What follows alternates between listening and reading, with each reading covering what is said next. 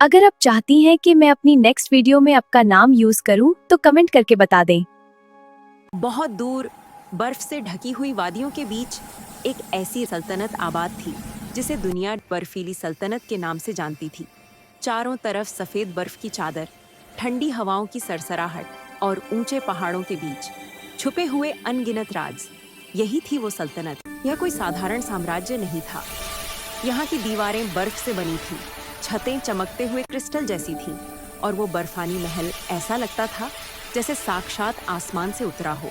इस राज पर एक नेक राजा और एक समझदार रानी राज करते थे।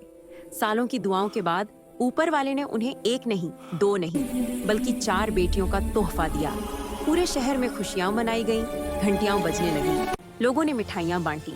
ये थीं हिरा, आयशा, आयरा और मायरा। समय बहुत तेजी से गुजरने लगा। चारों बच्चियां धीरे धीरे बड़ी होने लगीं।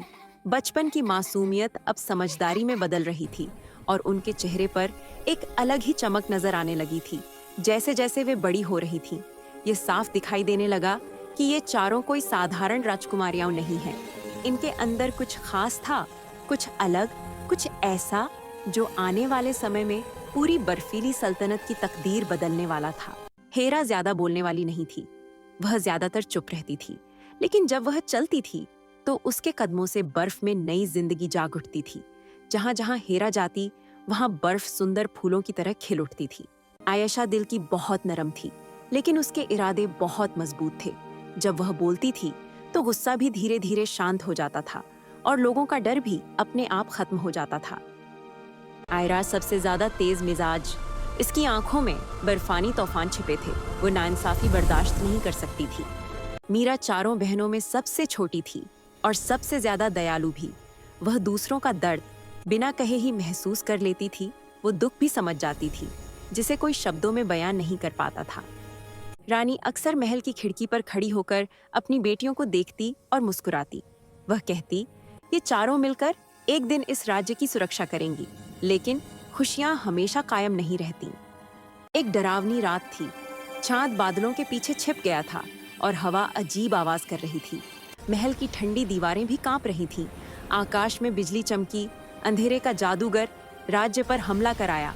बर्फ पिघलने लगी, खेत नष्ट होने लगे और लोग डर के मारे चिल्लाने लगे। आयरा गुस्से में बोली, मैं अकेली ही इसे खत्म कर दूंगी। मीरा ने घबरा कर कहा, नहीं बहन, अकेले जाना खतरनाक है।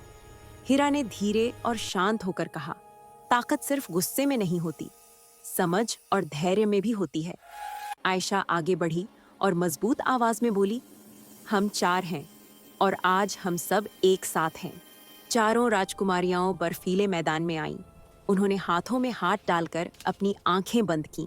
हवा रुक गई, बर्फ चमकने लगी, रोशनी आसमान तक फैल गई। अंधेरा चीखने लगा, जादू टूटने लगा। एक जोरदार रोशनी के बाद चारों तरफ शांति छा गई। सुबह हो गई, सूरज निकला और बर्फ पहले से भी ज्यादा चमक रही थी। लोग खुशी से रो रहे थे, बच्चे हंस रहे थे और रियाया खुशी के नारे लगा रही थी। 4 बर्फ की राजकुमारियां जिंदाबाद। राजा की आंखों में आंसू थे और रानी ने अपनी बेटियों को गले लगा लिया। अगर वीडियो अच्छी लगी हो तो लाइक, सब्सक्राइब और कमेंट करना ना भूलिएगा।